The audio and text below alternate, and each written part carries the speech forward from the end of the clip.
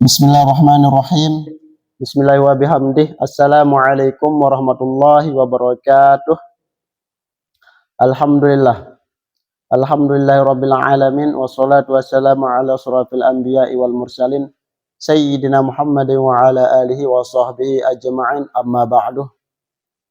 Hadirin teman-teman yang saya muliakan, yang sedang menonton kajian-kajian kita,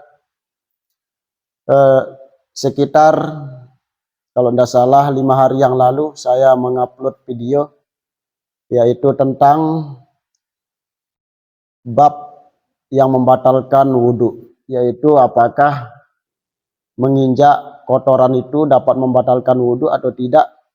Pada video yang lalu saya menyebutkan bahwa menginjak kotoran itu tidak membatalkan wudhu, akan tetapi tidak sah hukumnya wudhu itu dibawa untuk sholat. Terus gimana caranya? Caranya adalah dibasuh dulu tempat mana yang terkena kotoran tersebut, lalu kita melaksanakan sholat, tidak perlu wudhu lagi. Terus ada pertanyaan lagi. Apa pertanyaannya?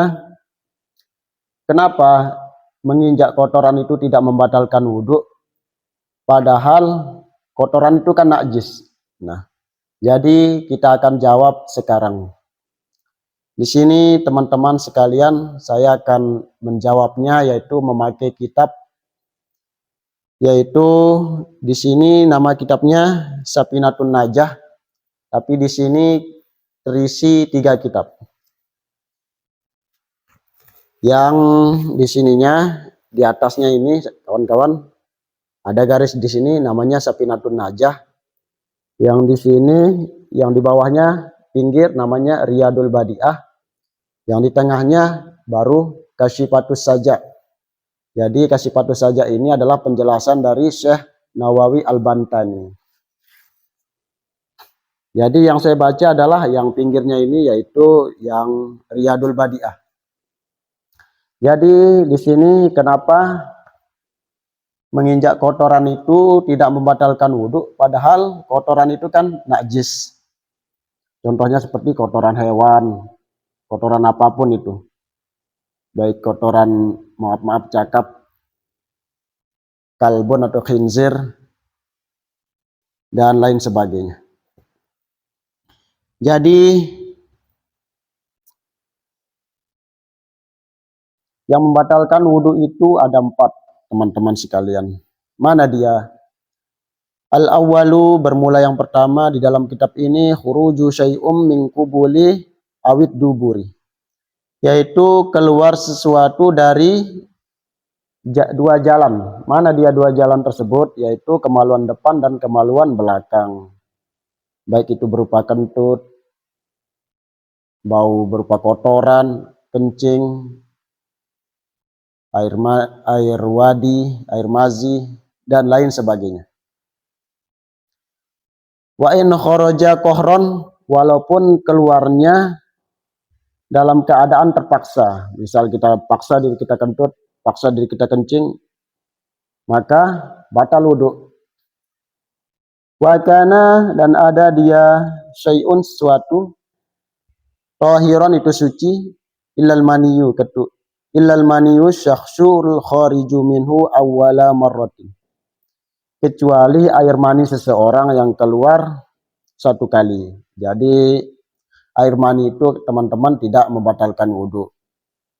Jadi kencing membatalkan wudhu, kentut membatalkan wudhu, kecuali air mani. Mani tidak membatalkan wudhu karena mani itu adalah suci. Gimana caranya? Jadi contohnya kita tidur gini, terus kita mimpi, terus keluar mani, maka wajib, maka tidak batal wudhu, boleh sholat, tapi wajib mandi, ya teman-teman. Nah ini yang pertama yang membatalkan wudhu, yaitu keluar sesuatu dari 2 jalan. Gimana kalau keluarnya lewat kuping, lewat hidung? Itu tidak membatalkan wudhu. Jadi di sini keluar 2 jalan, yaitu lubang kemaluan depan dan lubang kemaluan belakang. Dan adapun yang kedua, wastani, dan bermula yang kedua yang membatalkan wudhu adalah zawalut tamyizu bi jununi, yaitu hilang akal sebab gila. Orang gila batal wudhu.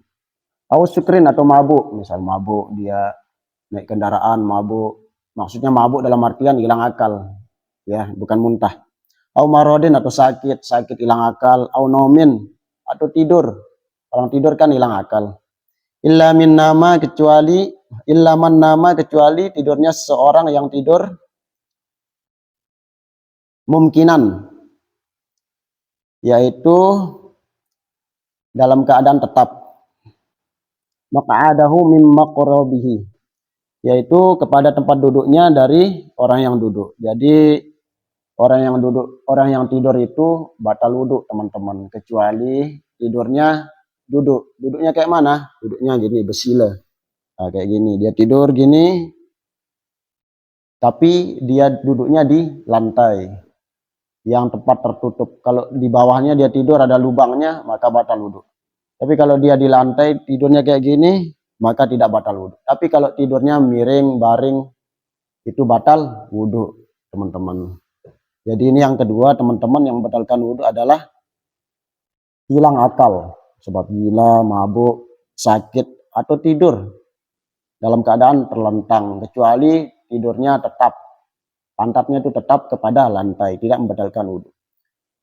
Wasalisu, dan bermula yang ketiga teman-teman, malamisatur rajulu lil mar'ati, yaitu bersentuhan kulit laki-laki kepada perempuan al-ajnabiyati yang bukan muhrim. Jadi laki-laki dan perempuan yang bersentuhan yang bukan muhrim itu membatalkan wudhu. Min ghairi hailin, tanpa penghalang. Nah, jadi kulit. Tapi kalau pakai penghalang tidak batal teman-teman. Baina jildihima, yaitu diantara kulit keduanya, laki-laki dan perempuan. Walau kana kullun, dan walaupun bermula ada apa tiap-tiap minhuma dari keduanya, yaitu laki-laki dan perempuan, hirman, itu pikun, walaupun dia pikun, ya, pikun, orang pikun, meskipun dia pikun, salah satunya, terus satu pikun, misal perempuan pikun, laki-laki menyentuh dia, bukan muhrim, maka tetap batal wudhu. Hasolat, atau hasil al-malamisatu bi ghairi ikhtiarin, yaitu apa bersentuhan dengan tanpa keadaan sendiri, kehendak sendiri. Jadi meskipun bukan kehendak sendiri, kita tidak sadar, misal kita menyentuh dia itu tidak sadar, tapi yang perempuan itu merasakan gitu. Kita sentuh dia, perempuan itu bilang kamu nyentuh saya. Nah, kita tidak sadar apakah nyentuh dia atau tidak, batal wudhu ya. Jadi walaupun walaupun kehendak sendiri kita nyentuh dia gitu, membatalkan wudhu. Wa yantaqidu biha, dan batal dengannya wudhu, al-wudhu apa wudhu, kullu minhuma apa tiap-tiap dari keduanya. Jadi laki-laki menyentuh perempuan tanpa penghalang, yaitu laki-laki perempuan yang besar ya, yang bukan muhrim, maka batal wudhu. Tapi gimana kalau menyentuh anak kecil yang belum mumayyiz? Ya tidak batal wudhu, karena dia kecil.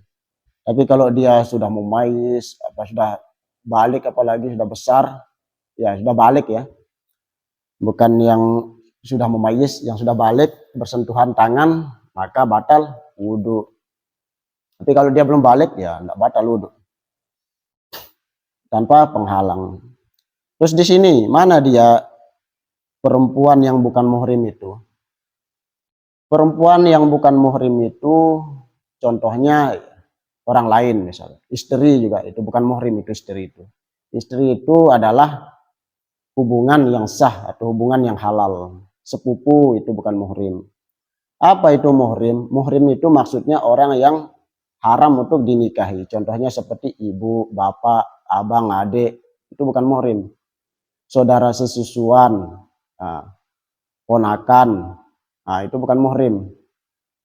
Siapa lagi, mertua, itu bukan muhrim. Jadi tidak boleh dinikahi. Gimana kalau istri? Istri juga bukan muhrim. Itu adalah hubungan yang sah. Jadi kalau suami menyentuh istri, batal wudhu. Kecuali kalau dia mazhabnya Hambali.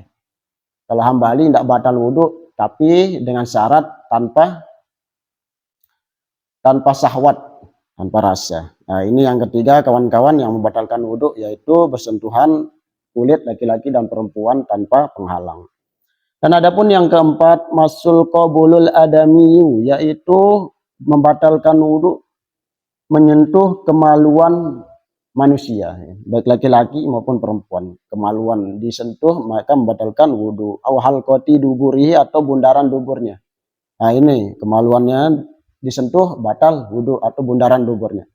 Terus siapa yang batal? Apakah yang menyentuh atau yang disentuh? Ataukah dua-duanya yang batal?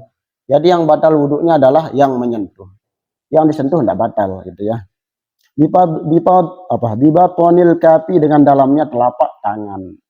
Maksudnya kita menyentuh kemaluan kawan kita misal, atau duburnya, maka batal wudhu dengan dalam telapak tangan. Tapi kalau luar telapak tangan gimana? Ya tidak batal. Mana yang termasuk dalam telapak tangan? Yang dalam telapak tangan itu adalah yang ini, yang putih. Nah, gini.